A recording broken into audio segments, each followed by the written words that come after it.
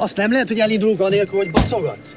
Az lenne a legjobb, ha felszállna a vonatra, és akkor mindenkinek jó lenne. Menjek vonattal. Igen, Ne kezdjétek már most, jó? A végén én megyek vonattal, úgyis közel vagyunk. De én nem vagyunk. kezdek semmit. És hogy akarják ezt felvinni? A lift az rossz. Hát hogy? Megmutatom, Mácról nézze, így megfogja, és hopp, elég. Mi vagy erős?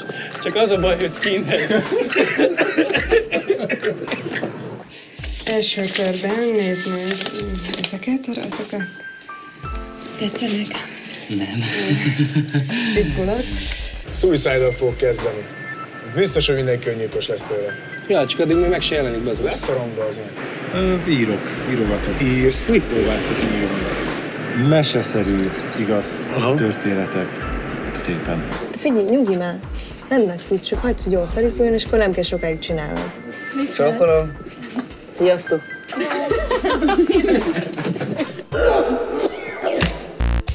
Nem jó pálya. Meg vagyunk, nyomjuk ezerre. Semmi basztatás? Semmi, most megszűntek volna. Nem miattam izguljál!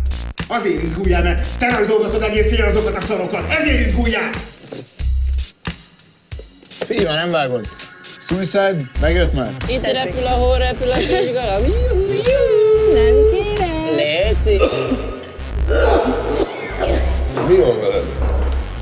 Veszekedés helyett inkább dugj meg. Várjatok, figyeljétek, kik azok? Ezek azok? 100%! Csumi!